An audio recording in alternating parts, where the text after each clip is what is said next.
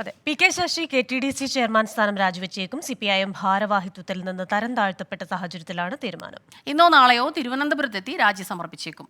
നിഖിൽ പ്രമേഷാണ് ചേരുന്നത് വിവരങ്ങളുമായി. നിഖിൽ, ഒടുവിൽ രാജിവെക്കാനുള്ള ഒരു തീരുമാനത്തിലേക്ക് കടക്കുകയാണോ പി കെ ശശി?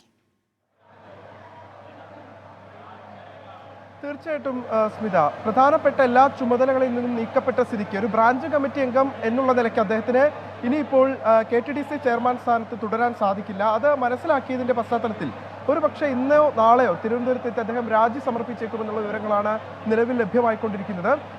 അദ്ദേഹവുമായി അടുത്ത വൃത്തങ്ങൾ പറയുന്നതും ആ തരത്തിൽ തന്നെയാണ്. അതായത് തന്നെ ഈ KTDC ചെയർമാൻ സ്ഥാനത്ത് നിന്ന് നീക്കുന്നതിന് മുൻപ് ശശി തന്നെ രാജി നൽകാൻ ഒരുങ്ങുന്നു എന്നാണ് നമുക്ക് അദ്ദേഹവുമായി ഏറ്റവും അടുത്ത വൃത്തങ്ങളിൽ നിന്ന് ലഭ്യമാകുന്ന വിവരങ്ങൾ.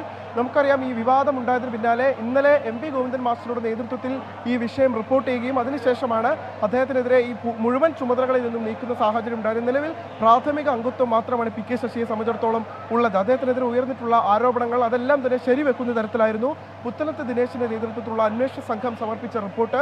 ഈ റിപ്പോർട്ടിന്റെ അടിസ്ഥാനത്തിലാണ് ഇപ്പോൾ നടപടി സ്വീകരിച്ചിരിക്കുന്നത്. അദ്ദേഹത്തിനെതിരെ മുഴുവൻ അംഗങ്ങളും 90% അംഗങ്ങളും അദ്ദേഹത്തിനെതിരെ നിലപാടെടുക്കുന്ന സാഹചര്യം കൂടി ഉണ്ടായിരുന്നു. ഇത് മൂന്നാം തവണയാണ് പി കെ ശശി പാർട്ടിയിൽ നിന്ന് നടപടി നേരിടുന്നത് എന്നുള്ള സാഹചര്യം കൂടി ഓർക്കണം. ഈ മൂന്നാം തവണ കൂടി നടപടി നേരിട്ട സാഹചര്യത്തിൽ ഇനി അദ്ദേഹത്തെ സംബന്ധിച്ചിടത്തോളം യാതൊരു തരത്തിലും ഒരു നിലനിൽപ്പില്ല എന്ന് തന്നെ വേണം മനസ്സിലാക്കാൻ. ഈ പശ്ചാത്തലത്തിലാണ് KTDC ചെയർമാൻ സ്ഥാനം കൂടി രാജിവെക്കാൻ നിലവിലത്തെ സാഹചര്യത്തിൽ പി കെ ശശി തീരുമാനിക്കുന്നത്.